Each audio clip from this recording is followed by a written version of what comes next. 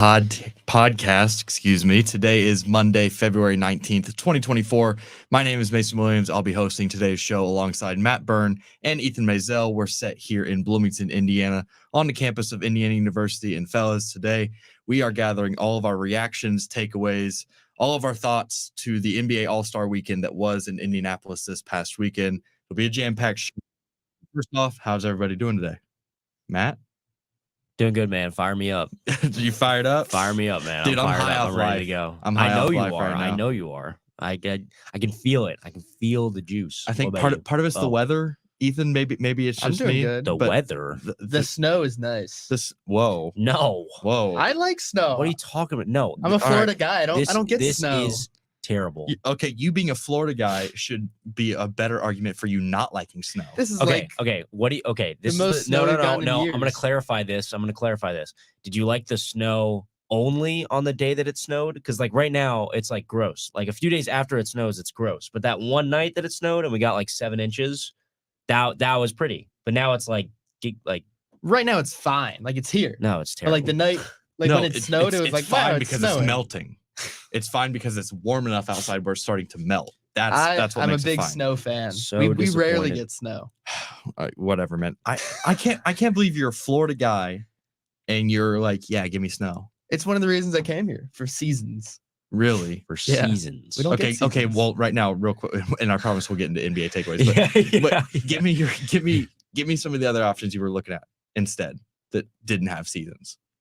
No, they all had seasons, but this one had the best seasons. The best range of them. Yeah, a Oh, lot of that's true. I yeah. guess. I mean, okay, I see that we will be in like Yeah. shorts in like a month. Yeah, Yeah. it's And supposed to then be like back to 60 like- later and this and then week. back to like wearing winter coats. Back to parkas. Yeah. So okay. Not if you trust the groundhog. Pucks this. I can't even say the name of the city. But Punxsutawney. Phil Phil. predicted an early spring Phil this had year. a triple double in the All-Star game last night. Yeah, Phil actually put up 60 last if night. you weren't watching. So, He was in the slub game. yeah. with regards to All-Star Weekend, we're going to go ahead and get into takeaways from that. We're going to clean the glass on All-Star Weekend. Obviously, fellas, no NBA games to talk about besides Thursday. If you guys want to go into some of those games real quick, we can. No, the All-Star game had enough scoring that it counts for Multiple multiple nights in the NBA NBA. games. I Yeah. will say Yes. it was interesting that, and I'm not sure if the NBA is the only team or is the only league that does this, but to play games the day right before the All-Star break Oh, it's is crazy. kind of weird. That's crazy. Yeah, I guess it was. It was every team I think that played the day There, before. I thought There's so there was many only a players few. that was coming. That was you and I were talking about. It was like players that were playing that night on the Thursday, who then had to go on a plane. Yeah, to look, get to Indy. Yeah, you've got like Yeah, Keontae for the George- Rising Stars. You got like Keontae George who shows up in Indianapolis at 11 a.m. Yeah. Friday, probably fresh off a red line yeah. from Utah Thursday night because Yeah. they were playing late that evening. So I think that's just a weird takeaway. I feel like, maybe give these guys a day or two in between Yeah. some of that kind of stuff. And if you are going to have guys play up to that point, like have everybody, not just a few in the league. You know what I Yeah. mean? yeah, I get you. But we will clean the glass on NBA All-Star Weekend 2024 in Indianapolis. I know I can speak personally and say that Indianapolis did a fantastic job of hosting. It was a great event put on. And Indianapolis really turned into a big city this weekend. And a big hat tips out to the entire crew of people that were in charge of putting that on, because Indianapolis definitely had a certainly different feel to it this weekend, even with all the snow that came in Friday and the cold temperatures that were here all weekend. I know that there were some people that were like, maybe don't let the All-Star game ever come back to Indianapolis. And that's a whole different topic. But Indianapolis got its chance to shine this weekend, and it did, in my opinion. So we will go to Friday night's games.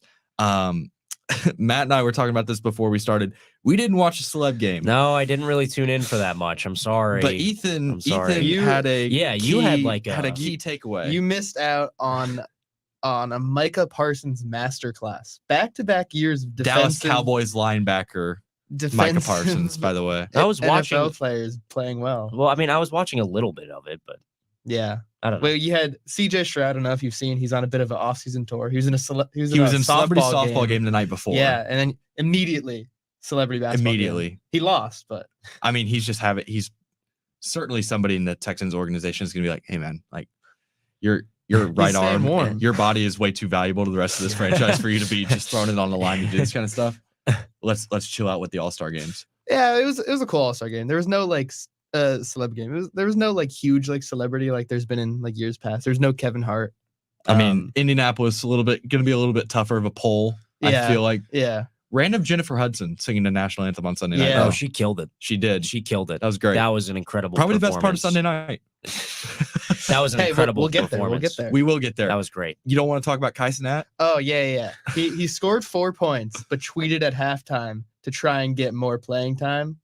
Oh, towards his coach. Yeah, at his coach. Who is his coach? I honestly don't even know, but I saw the tweet. It was very funny. Okay. It was very funny. Well- And there was the whole Tristan Jass, the YouTuber, was talking to Kelsey Plum. on the Oh, I side. saw did see that. that. I They did had see a that. bit of Yeah. a weird beef, and I didn't understand.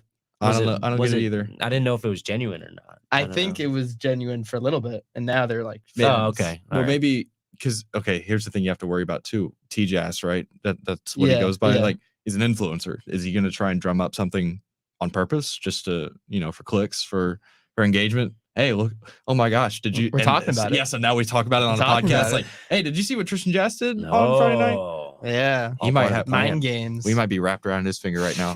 So to avoid that, we're going to talk about the Rising Stars Challenge Please. instead.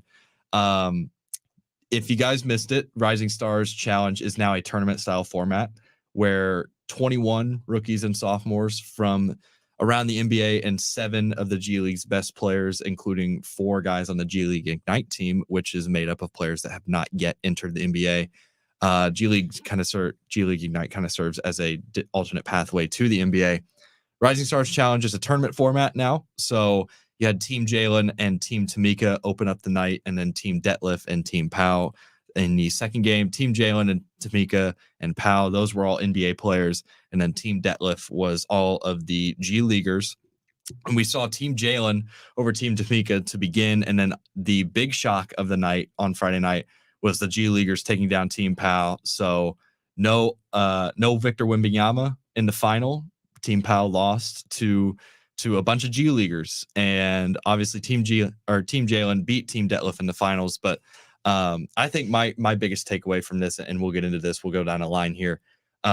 This was a moment for the G League guys to kind of, step out on a platform that's not generally presented to them and over until a couple years ago now. And they took advantage of it. I think a lot of people got reintroduced to some people, some college guys and that kind of stuff. And I think it was a really cool thing to see. Yeah, I really love the Rising Stars going into a tournament format. Yeah. I really like that. I think that's Yeah. really engaging. It's cool to see all the matchups. I think my one maybe suggestion though was that the final was too short.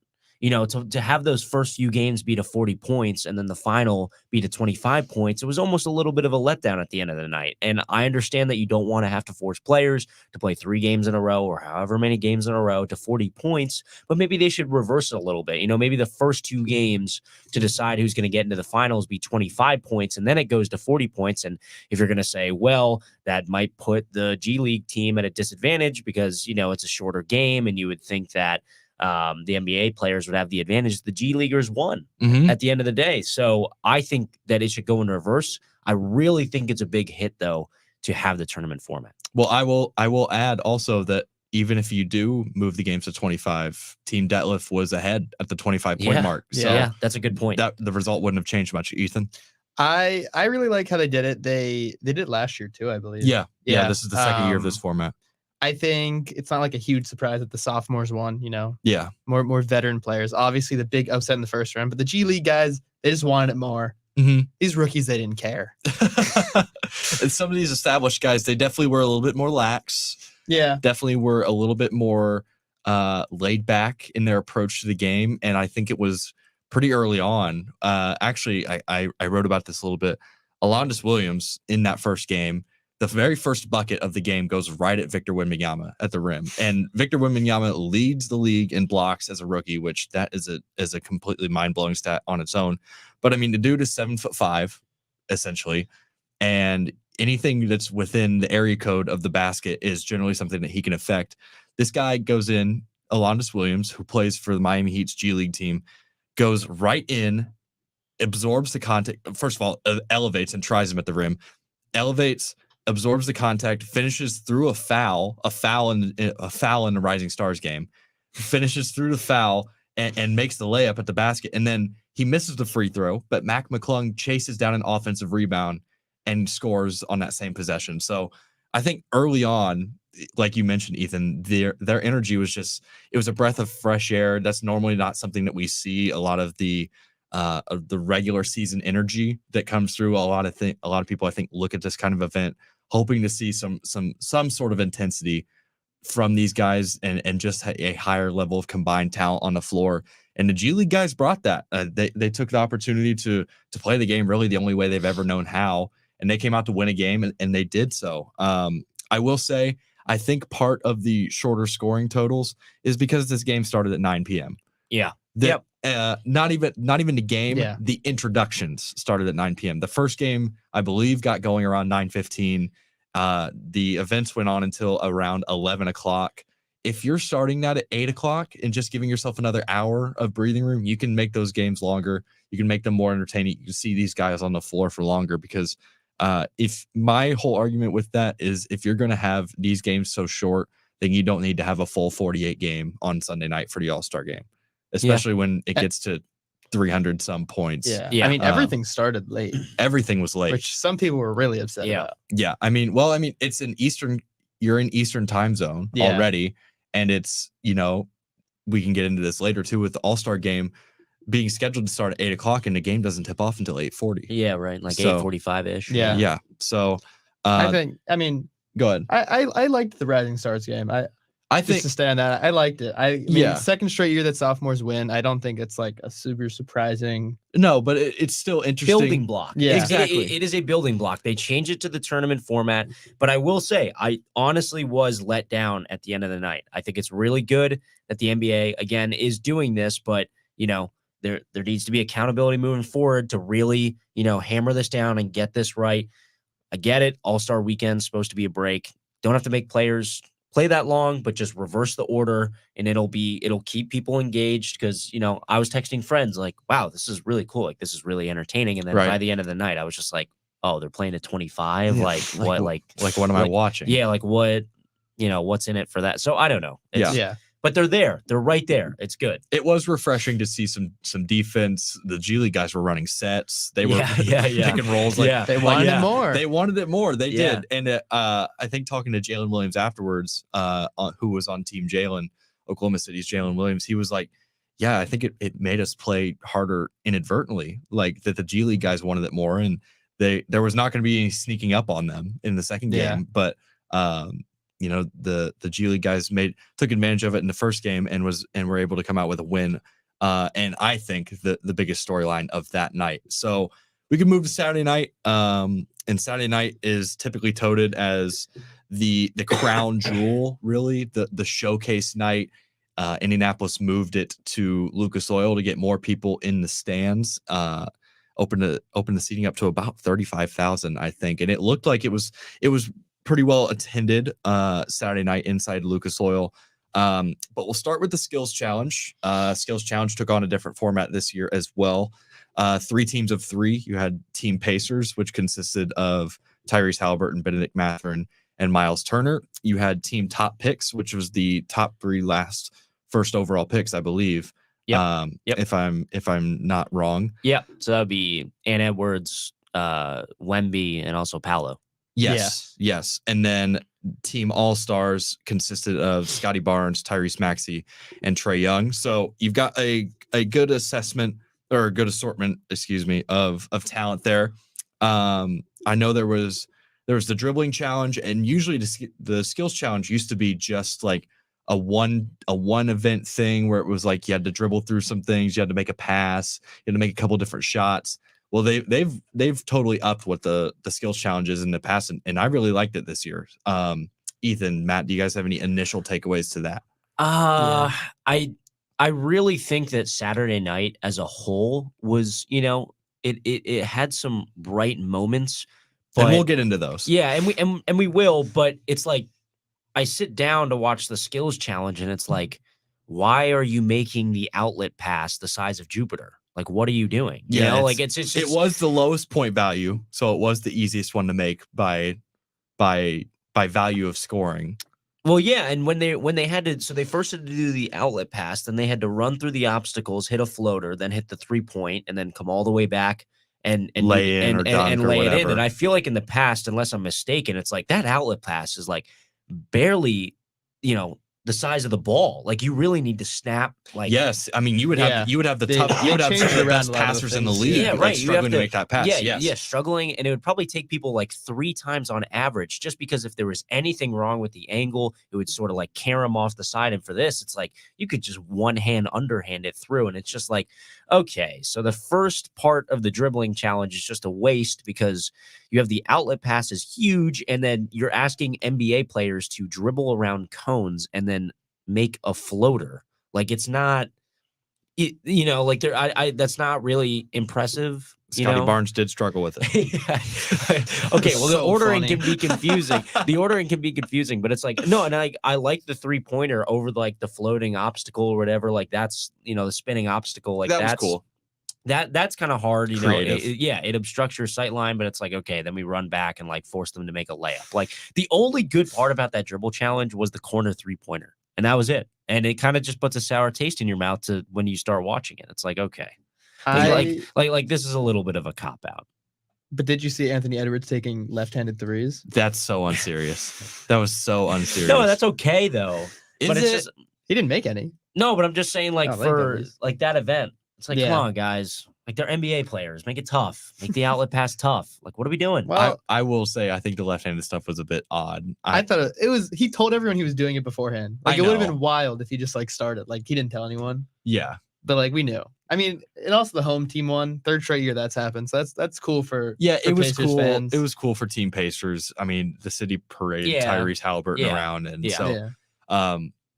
and obviously the part of All-Star coming to these different cities is they want to show off every single market that the league has. So getting to showcase it in a time where the Pacers have a guy like Tyrese Halliburton, they've got some complementary pieces to be able to really emphasize that fully, I think was smart of the NBA. And then obviously when it comes down to these actual challenges, going out and competing in them, that just comes down to the talent of the players. So there was the dribbling challenge, or I guess the all-around challenge. There was a passing element, Yeah. and then just a shooting element. I really liked both the passing and the shooting elements as well, Yeah, I because agree. there was some strategy to it. There was whether with the passing, if you were going to even bother with the 2-point pass, Yeah. Yep. and then with the shooting, like where you were going to shoot, and you had to rebound for each other, and the kind of distances meant different things.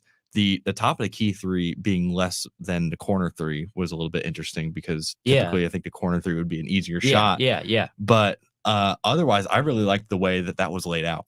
So, Yeah. Again, sorry. I'm gonna dampen the mood. Dude, I'm you gonna are do it living up again. to your- I'm living up to my expectations You're as living an up- challenge eternal hater. pessimist. You're For the living- record, I yeah. am not an eternal pessimist, So- but I will speak my mind. Matt has So- earned the EP title valiantly. So, okay, I liked the idea of like the shooting challenge and the passing challenge. I agree with you, Mason. I think the strategy of the passing challenge is good, but again, it's like, but why would you have a 2-point thing if no one's going to use it? No one was using it, and it's like I get Well, it. You saw in the first round of it that it was being utilized, Yeah. and then when 2 teams tied, they decided to forego it completely. Yeah, true. Hey, we had a tiebreaker round. How could you not like that? I guess it's not the biggest deal in the world that they weren't going for the lowest point total, but it's just like, okay, like again, it's an event that's cool, but it's not really like concrete. It's not really figured out yet. That's okay. I think with the shooting challenge, I don't know. I mean, I think if you have someone on your team like Trey that can like hit the 5er, I mean, obviously you have to step up and hit the shot, but it's like if you have someone on your team that like, I mean, Dame wasn't doing it, but if you have Dame on your team who could just pull up and probably hit that, it's like, okay. Well, Like, I don't know. we saw Sunday night that he can. So Yeah, Yeah. exactly. So I don't know. I think the concepts were really good. I still think that they need to be like ironed out. There was good parts of them, but also parts where it's like I'm scratching my head, and I don't want to do that when I'm watching a skills challenge. I just want to watch the best Just wanna- players just wanna go do the appreciate it. skills. Yeah. Ethan, Rather than question it. yeah. Rather than question it. I was Ethan, not. Ethan, do you have I was as negative not of a takeaway? questioning the skills challenge. Okay. I just sort of accepted it for what it was. I mean, it was also It's the first event of the night for the reason. Yeah, for I a mean, reason. Yeah, it was yeah, also good, the yeah. third straight year where it ended on a half court shot. Yeah, they Yeah. had to Yeah. they had to institute a half court shot tiebreaker. Yeah. Which I liked the idea of the home team winning. That's always nice. And Matherin was MVP of the Rising Stars. which we didn't exactly. mention. So he had a good night. Yeah, he had a good weekend. The Pacers had a good weekend. We'll move on to the 3-point contest. I haven't written this down on my notes yet because I figured we could talk about this later, but I will go ahead and say on record that the 3-point contest is my favorite event Oh, yes. of the by weekend. Far, Yeah. by And far, by it should far. be moved to the last event of Saturday night. Yes, Eh. it should. Yep. It's I The agree with dunk you. contest needs to be last. No. Well, Well, it should be. Absolutely not. it In a should- perfect world. in a perfect world, yes, right? But if the dunk If it was 2016, yes. It is not 2016, so no. the 3-point contest, Talk about the 3-point the contest. 3-point contest, I think, offers the most stability of a well-rounded performance. The best Yeah. opportunity to Because no one's scared to do it. nobody's scared to do it because everybody can shoot. You've got a 7-footer in Karl Towns doing it. You've got Lauri Markkanen doing it. Yep. But you've also got Damian Lillard doing it. You've got Trey doing it. You've got Tyrese Halliburton was in it. Brunson. Brunson's in it. Yep. You've got all of these guys. Malik Beasley. Malik Beasley, who the name doesn't pop off, but if you look at percentages shooting this year, he is up there with the best 3-point Yeah. shooters in the league. You have the best. This is the event every week, every year that you are most consistent to get the best performers at a single thing Yep. doing it. It is a vote of confidence for these guys to be included in the 3-point contest. And I think every year we see that there are some guys that this event is tailor made for. If you're a guy that puts a ton of power into your jump shot, or a guy that really has to elevate off the ground to get the ball towards the basket, this isn't going to be your event. But if you are Karl Anthony Towns and you don't even have to jump Yeah. for your shot and it just goes in every single time with a flick of the wrist, this event is perfect for you. Right. And it provides an opportunity to really, I mean, this is bragging rights. I mean, Yeah. what are you going to really get out of a skills challenge, right? Because everybody in the NBA can dribble, can pass, can shoot. If not, they wouldn't be there. Yep. But being able to be the best 3-point shooter in Yeah. a contest style format, that means something to these guys. Yeah. I mean, I really like the 3-point contest. I love think the I love the there was some good 3-point back contest. and forth. Trey Young started it off, and it was a good night. It was. And Lot- I feel lot like of there's high-scoring nothing guys. about there's like nothing about the strategy of the 3-point contest that is puzzling, right? It's like that's what I was saying. Like when you're watching the passing challenge and you just see no one going for one side, it's like what's It's going like, on why here? is that even a But thing? I love the strategy of like Where do you place your money ball rack? Where do you place your money ball rack? We asked Lauri Markkanen that, Yeah. and he said that he didn't remember where he put it last But year. he remembered, he was like, I by the time I got to it, my legs were tired. Yeah. So yeah. he put it as his second rack Yeah. on Tuesday night or on Saturday night, excuse me.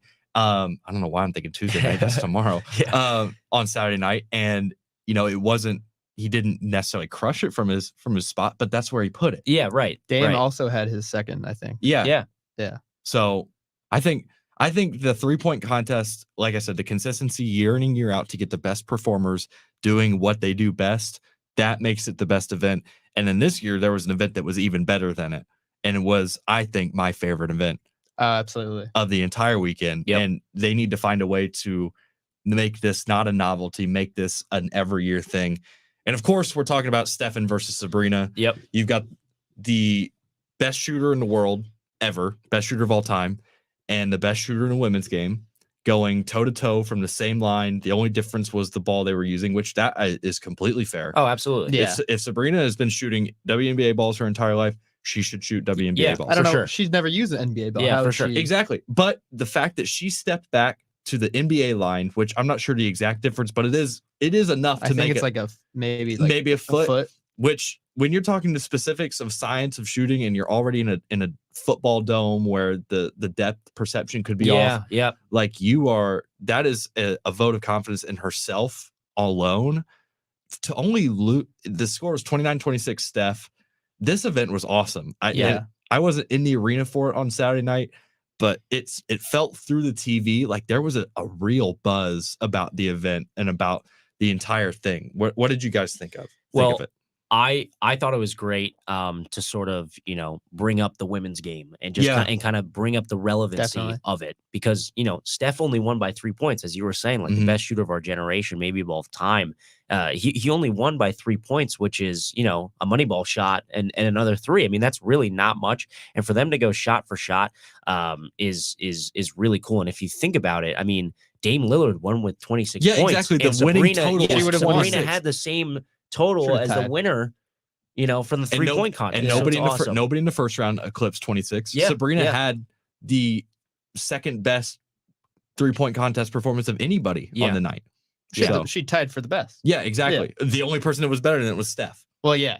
because Steph. But I think that's Steph just scored Steph 29. is Steph. I mean, Steph is Steph. I think he's the clearly at least at minimum the best shooter in the league now, probably of all time. No, there is no probably. He is. Yeah. Right. Because I mean, this guy's been to be the best at it for so long. Yeah. For so much longevity, year in, year out, consistently, to be at the top of the profession for as long as he has, that makes him the greatest shooter of all time. And Sabrina only finished 3 points behind her. I think he only missed 2. Did he only miss 2 shots? I think he only missed 2 shots. The scoring is weird with the Moneyball racks now Yeah. and the starry range, Yeah, which is a yeah. 3-point shot, which I think, by the way, we can get into this later of things we would add or change to All-Star Weekend. But I think the NBA, or I think the 3-point contest could have something where you have an option to shoot a deeper shot for 4 if you want to. Yes. Oh, that would be Like interesting. a logo Like, shot. Yeah, like Damian Lillard, Steph, Trey, they would go back there and take that shot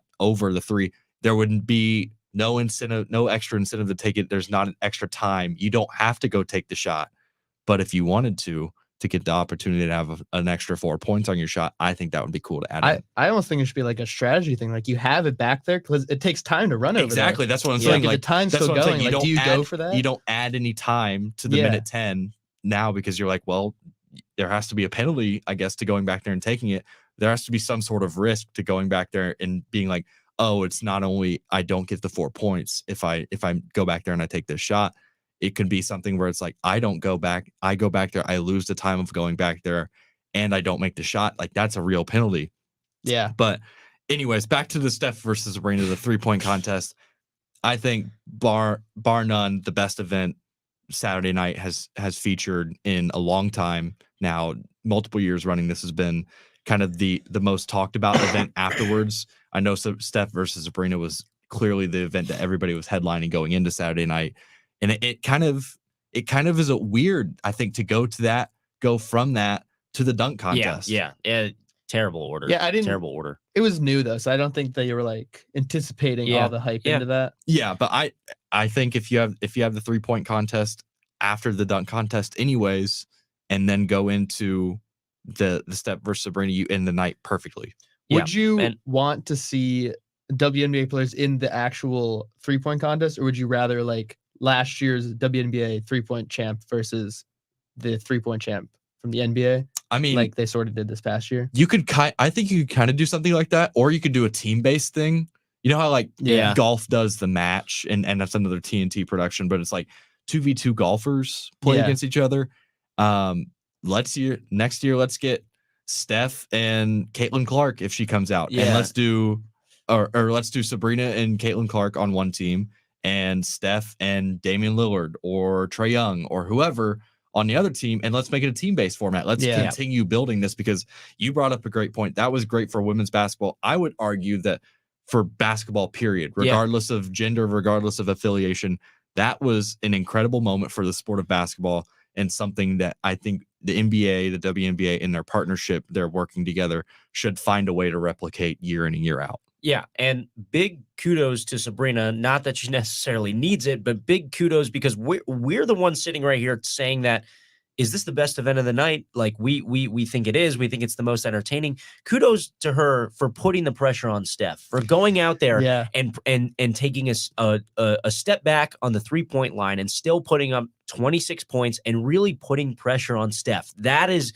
the key to, I think, the event and what made it so entertaining. It's like, whoa, Sabrina came out, a lot of firepower. She put Steph she extended the offer to it. Yeah, so like right, I wanted to do right, this. right, She wanted to do this. And kudos to Steph for saying yes. Yeah. A lot of players would like To have been not scared. not being like, what afraid, if they lose? not Like, being oh, no. afraid of being beat, Yeah. realizing what could happen if you do this event and going through with it.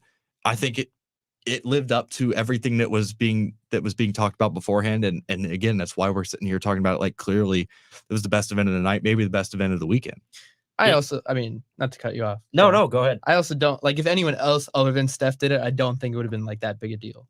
I mean, Like, I think yes. if like Okay, maybe for like Like the, Trae Young for like did the it. first one. yeah. Yeah, first but one. now it's like you can branch out because Yeah, I mean yeah. that's I mean, you can next year branch it's in San Francisco, so I mean, Steph and again. Clay versus someone The would be Splash crazy. Bros yeah, versus- Splash Bros. Yeah, that'd be cool. Maybe then you integrate like the Las Vegas Aces, who have won a couple Yeah. WNBA titles now, yeah. or something like Yeah. that. You know, there's a whole different. It could there's go anywhere. There's a whole lot of options the NBA and WNBA have, but this is a good problem to have because It is there a is good a problem clear to have. interest in it, and the success of it means that they're gonna find a way to try and Oh, replicate definitely. this. And the problem with the order of the night is that now we The talk dunk- about the dunk The contest. dunk contest was. Woo! I don't know. Okay, is "dud" a right word for it? Yes. Yes. It Right. has been for a Put while. every It bad has word been you for a wanna do while. in, put it all in a sentence and just ship it off somewhere.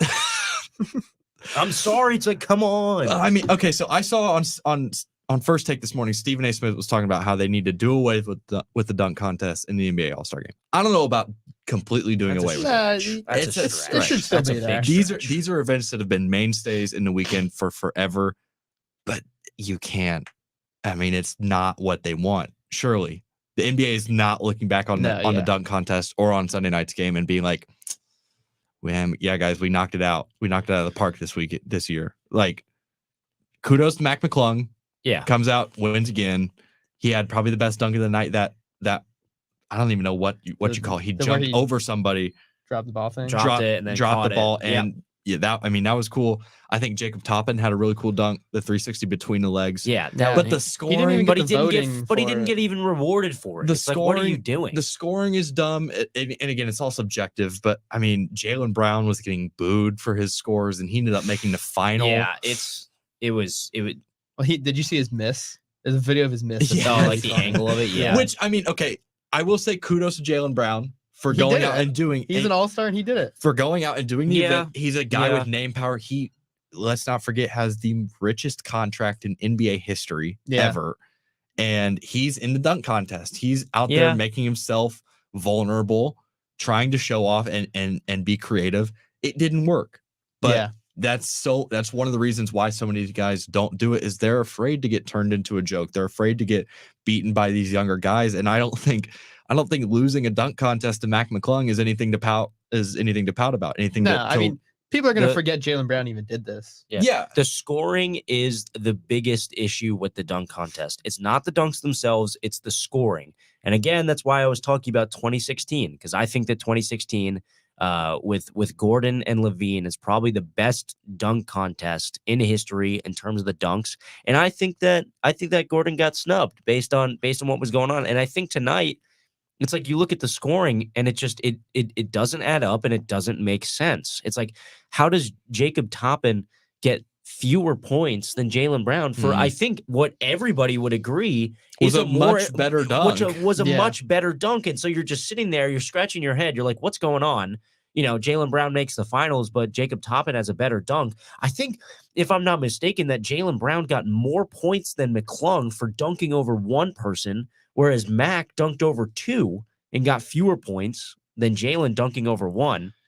So it's just, when the scoring is that backwards and that messed up, it's like it really takes away from the event. Because I think, you know, when we're all watching, we all know that we couldn't even come close to doing any of the dunks Right. that they do, even if it was the simplest dunk. I can't even dunk. I mean, normal so- going up to the hoop. So it's like, I feel like the that dunk about con- every NBA game. yeah, the dunk contest will be impressive in itself. Just with, you know, how impressive the dunks are each year, just rate them accordingly. Don't, you know, be logical with it. Be smart, and things will go to plan. And I understand that Jaylen Brown, you know, maybe doesn't want to do a crazy dunk because of the LED court, maybe it's slippery. I understand that, but just keep the ratings fair and logical, and everything else just smooths out. There's no Yeah. questions. It's just someone's going to set the bar with the dunk, go from there, you know, cool. That's it. I have two ways I think they can fix the dunk contest. Number one is they can just have fans vote on it. They have NBA, they have an app. They already have an app. There's TV shows. I think you can vote on America's Got Talent Live. Mhm. Pretty sure it's a thing. They should have the fans vote. They could even do it through a hashtag or something like the Pro Bowl is. I think a popular vote would be much better. And also, they need to just find some sponsor that is willing to pay a large prize money to one of these like actual guys that are famous for dunking. Like, yes, Jaylen Brown's an all-star. He's not like known. He's not like a known for dunking all-star. Mhm. He's not like Anthony Edwards would probably do it if he was paid enough money to do it. Like Ja Morant has said, if he's paid $1 million, he'll do the dunk contest.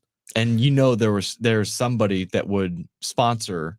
Yes. There is somebody that would sponsor the dunk contest and be like, yes, we will provide $100,000 or $100,000 or $500,000 or $750,000, whatever. We will supply X amount of cash to the winner of the dunk contest, and then that's more incentive for the guys that are on cheaper contracts to go and get a nice payday out of All-Star Weekend. Yeah. Like just for doing what they're really good at. So, I mean, we saw what the Lakers looked like when they were playing for $500K. Like they were like right. That was insane. Yeah, the in season was they such were a big playing success. like crazy. In season tournament. I think All-Star Weekend, they can't be afraid to financially incentivize it if there's already a financially incentivized event on the calendar now. Yeah. With the in-season tournament. Because clearly they were like, what is anybody going to want to play an 83rd game for if it doesn't count against your record and if it's nothing more than to just draw more attention to the first part? Well, you have to get these guys to play by adding more money. Yeah. Because they're playing another game that's not typically included in their contract. Yeah. So, and some of those guys, again, on that Lakers team that are on rookie deals or whatever, on low paying deals, low paying in terms of NBA money, $500,000 might be a whole year's paycheck. It might be a third of their entire season's paycheck, or a two-way guy, like that might be the exact amount of money, they're making, whatever. There has to be some sort of financial incentive, I would think, to at least improve it. And now we get to Sunday night, which is supposed to be like the big finale, the grand stage. And, it's the event. Gamebridge was packed for it. And you just get, if you call the dunk contest a dud, then I think it's safe to ask what the hell was the Sunday night All-Star game. The East team beats Team West 211-186. This was a Damian Lillard shoot around. This was Luka and Jokic not taking the game seriously. This was nobody taking the game seriously. That's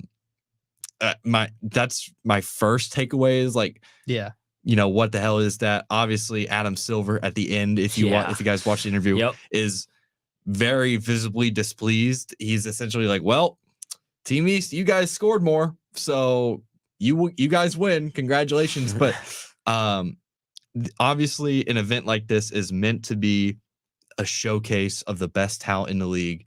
And if you have these guys out there just running around jacking shots and doing whatever in a lackadaisical manner, I think you have to sit back and be like, how do you make this something that people will care about? I was texting with people that were not paying attention to the game. I did not watch the whole game. Some people I know fell asleep during the game. I know I was busy working, doing other things, so I wasn't paying most attention to the game. I had it on, but there was not a single moment where I was like, I really need to be watching the All-Star game right now. So how do you fix that? Well, I think that, it was set up so well because I was in Gamebridge for that, and the intro lighting was really cool. Obviously the halftime with Jennifer Hudson, that was incredible as well. Mm-hmm. And the one thing I really love that Indy was doing is that they were paying tribute to basketball royalty in their state. I feel like everybody should be doing that with their franchise players.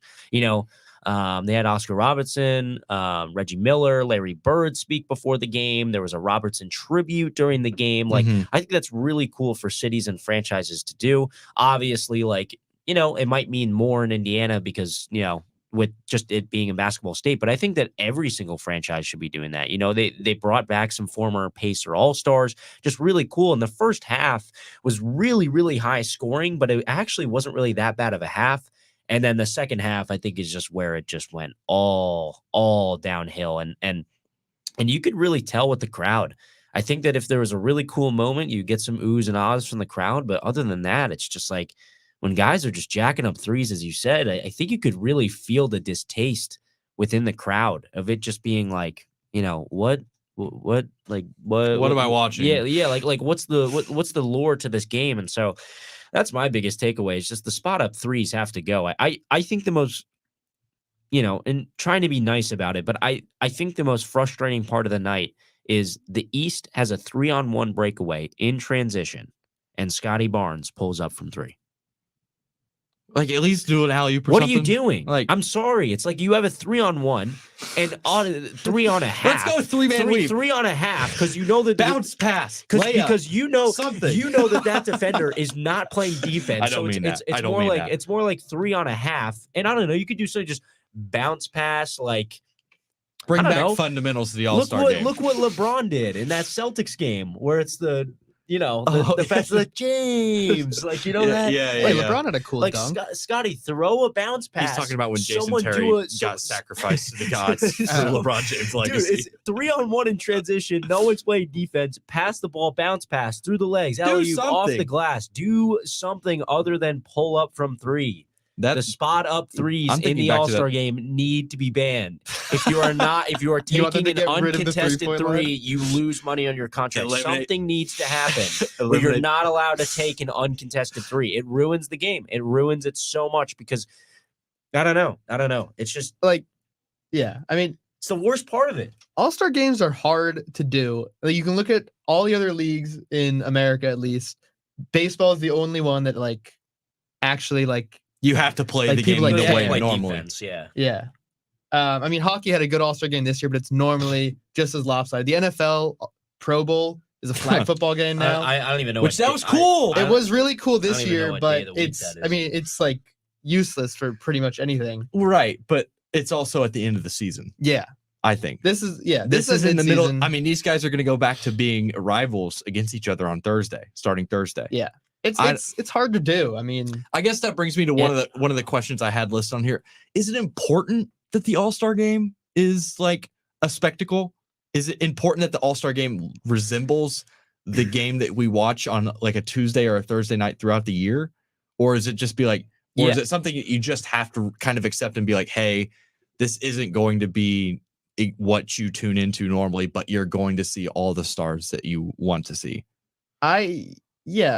I don't think it needs to be the most competitive game in the world because of players not wanting to get hurt, and that's perfectly reasonable. But I think what needs to be done is things that are entertaining that you wouldn't see on a Tuesday night game. So when and that can be serious and unserious. So it's when someone's playing or passing a ball off who was it? Someone's back, and then that player's like, Jokic is back. Jokic is back, and Jokic is flailing his arms. I mean, that's funny. That's unserious. That's funny. You wouldn't really see that in a Tuesday night game. Steph was doing some, dribbling tricks before going up for a layup. Like, you wouldn't really see that on a Tuesday night game. It doesn't need to be the most competitive game in the world. You just need to see stuff that you wouldn't normally see. So cooler dunks. I mean, it's just Jaylen Brown's on a breakaway, and no one's within 15 feet of him, and he just does a one-handed dunk. I mean, it's you were in the dunk contest. I know you don't want to go crazy because you don't want to slip, but do something a little bit more creative than that. The All-Star game should be about that. Ethan, did you have anything to add? Yeah, I mean, I think they need to do something to change it up. I think obviously bring the target score back. Yes. I was in 2020, 2020's All-Star game. It was we don't talk about it enough. Game. You had Kyle Lowry taking charges in the fourth quarter of an All-Star game to win. Yeah, I think that may have been more just like I don't know. It was the target score. It was a combination of everything. The target score, and obviously that was implemented that year for Kobe Bryant's passing just a month prior, but that doesn't mean that the target score concept had to go away. It worked on Friday night in the Rising Stars game. And it did it last year. I don't know. Yeah. Right? Yeah. I think on Saturday, the mix of what players were saying was really interesting because I was going around on Saturday's practice up in Indy, asking different players, what they thought about the competitiveness of the game, specifically with it going back to the East versus West format. So I asked Anthony Edwards, I said, what do you think about that? He said that he liked the change, but he wouldn't necessarily call it more competitive. And he was on the more fun side, which, relates to what he was saying throughout the weekend. Paul George really liked the change. Because he's been through both now. He's been drafted exactly, through yeah. this process, and Yeah, now so- exactly. Yeah, so Edwards had only done the draft. Paul George had done East versus West and the draft. He really liked the change. He thought it was East versus, the rivalry being back is good. I didn't even have to ask him about it being more competitive. He said that himself. And then I asked Kawhi what he thought, and he didn't really think that the change made it it's more Kawhi. competitive. Yeah, so it's I'm a fun guy. yeah. So there's different opinions there, and then I actually think post game was talking to Jalen Brunson. I say, it's your first time out there. What did you think about the stakes of the game? What do you think about the competitiveness? And, I don't necessarily want to speak for Jalen, but it kind of sounded like the pause in his voice. Yeah. That he was kind of reflecting on it more, and that he was really thinking about it. And he said that it was going in the right direction. So I don't know. You've got a suggestion, Ethan. My suggestion. So a couple years ago for Rising Stars, they used to do USA versus international. World. And I think if you look at the state of the league, the past 5 MVPs have been international players. Yep. I mean, they've been repeats, but the past 5 have been international players. I think the league is in a good spot where if you do a USA versus world type thing, maybe the players are like, I can't lose to the USA, or I can't lose to the international team. Like, I got to play for my country type thing. And that might bring some competitiveness back. I think it'd be, we got to see Luka and Jokic play together this year, and obviously that would continue for that. So, I see Giannis and Jokic together. I did see one cool. suggestion where you could make it younger versus older. That would also be cool. Maybe you make the cutoff. You split the cutoff at like 28, 29 years old, maybe right at 30, however you want to do that. And you've got, I think, enough talent right now to where you would have a pretty even matchup on both sides. You would get the new age versus the old age, that kind of stuff. They just can't roll it back like this. No. If they bring this back next year, they can't run this back. Yeah. They got to do something. I will say, I think that, to go back and answer my question to you guys earlier, I do think All-Star weekends in general have kind of lost their luster. Even All-Star weekend for Major League Baseball, like the Home Run Derby is the best event, right? Yeah. And the game itself used to be played for World Series home field advantage, which that's not a thing anymore. And I think that's smart because you've got players from teams that aren't even going to be represented in the World Series. And I saw somebody suggest that for the NBA finals. It's too much weight. That's too much. Yeah. That's too much. Some teams don't even have players in it. Right. Yeah, exactly. You need to, and we were talking about this too, Matt, for a team like Minnesota who could go to the NBA finals, they don't even have a team. They don't even have a guy in the starting lineup. Yeah. And you've got coaches then who are, you've got the Milwaukee Bucks coaching staff and the Timberwolves coaching staff. But if they're not there at the end, are they playing players, whatever? That adds a different thing. Yeah, it's just a whole can of worms. It's a step too far. I think you need to find a way to incentivize it financially without it being a thing where it's like, does LeBron need another $1 million? I don't know. But I don't know who is a guy on a rookie contract this year, like Victor Wembanyama when he's probably an all-star next year or the year after. Yeah. Like if he's only making like $6 or $7 million off his rookie contract, he would definitely take $1 million payday, right? All these guys are max deal. I don't think money is the answer to. I think there could be something there, but I think like you said, Ethan, the point is we don't have to be the ones to have the answer. They have to be the ones to find an answer, but we know that they can't run it back like this. I think that's probably going to be it for time wise. I think we're running a little bit over on time here. We got a little bit fired up talking about we did the kind of but changes. That's good. Obviously, there are some changes that need to be made to All-Star, but I do want to reiterate it was a very cool weekend for Indianapolis. It was a very cool event to be put on. Definitely when you're there in Indianapolis, if you didn't get the chance to go to the city and actually experience it, I will say you did miss out. It was a completely different feel than normally mid-February has in Indianapolis. And I think it was cool. Whether Indianapolis ever gets the All-Star game again, or if it's another 40 years until it happens, that's a different story. But I think it's cool that the city got a chance to shine like this in front of the NBA. And I think they did the most with it. I think everything that we're talking about, these issues are on the floor, have to do with regard to the actual events that happened. And that, I think, is the most you can ask for if you're the host city, is that, hey, we put on a good show. Yeah. We set the stage. We can't control what goes on the stage. Yeah. So, so we are at the buzzer on time. We'll throw our outlet pass ahead to Wednesday's crew, where games start back up on Thursday. Yeah. And we will Finally. yes, finally. They've got the actual break part of All-Star break comes in now over these next few days. So we will let our Wednesday crew go ahead and preview and get you set for the final stretch of 25 or 30 games here for the rest of the teams in the league. And we will be back on Wednesday afternoon. Thank you so much for watching, listening, consuming us however you have been. Ooh. For Matt Byrne, for Ethan Mazel, and Aiden Mattel on the buttons, I am Mason Williams. I've been your host today. We will catch you next time. See ya. Peace.